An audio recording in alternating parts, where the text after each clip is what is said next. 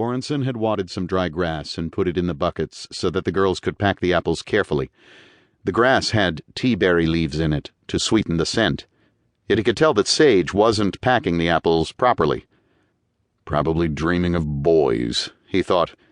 Sage was nearly 13, and her body was gaining a woman's curves.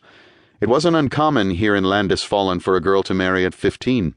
Among the young men at the festival, Sage could draw as much attention as a joust. Marriage. I'll be losing her soon, too, Borenson thought. All of my children are growing up and leaving me. Talon, his oldest, was gone. She'd sailed off to Rovehaven more than 3 months past, with her foster siblings Farland, Jazz, and Rihanna. Borenson couldn't help but wonder how they had fared on the journey. By now they should have made landfall on the far continent. If all was going as planned, they were crossing Mystaria, seeking out the mouth of the world, beginning their descent into darkness, daring the Reaver's lair. Long ago, according to legend, there had been one true world, bright and perfect, shining in the heavens. All of mankind had lived in joy and peace there in the shade of the one true tree. But an ancient enemy had tried to seize control of the seals of creation, and in the battle that ensued, the world shattered, breaking into millions and millions of shadow worlds, each less perfect, each less whole than that one world had been. Farland, a young flameweaver, said that he knew how to heal the worlds, bind them all into one.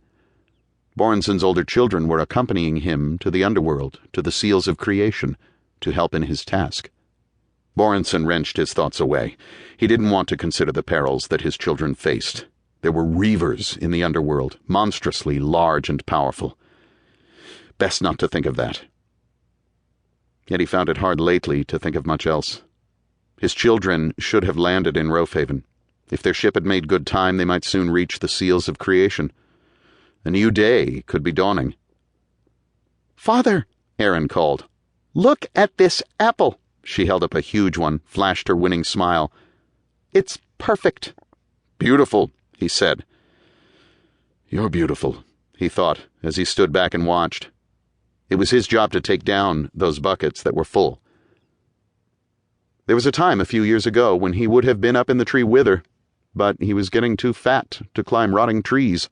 Besides, the arthritis in his right shoulder hurt. He wasn't sure if it was the long years of practice with the warhammer or some old wound, but his right arm was practically useless. I'm growing old. My hair is falling and my feet are cold." It was a silly rhyme that he'd learned as a child. An old gaffer with long silver hair used to sing it as he puttered down the lanes in the market doing his shopping. Borenson heard a sound behind him, a suspicious rustling of leaves. Baron's fort was not much more than a pile of grey rocks. 2 walls still rose 60 feet from some old lord's tower, a broken finger pointing accusingly to the sky. Once it had been a great fortress, and Farland the Bold had slept here 1,600 years ago. But most of the rocks for the outer wall had been carted off long ago. Borenson's fine chimney was made from the rounded stones of the old wall. So the courtyard in the old fortress was open to the sky. In 100 years, the rest of the walls might fall in, and a forest would likely grow over the spot. But for now there was only one large tree here, an odd tree called an encampment tree. It looked nothing like the white gums common to the area, but was perhaps a closer relative to the stonewood trees down by the sea. It was large, with rubbery grey bark and tiny spade-shaped leaves. Its limbs were thick with fronds that hung like curtains, creating an impenetrable canopy, and its branches spread out like an umbrella.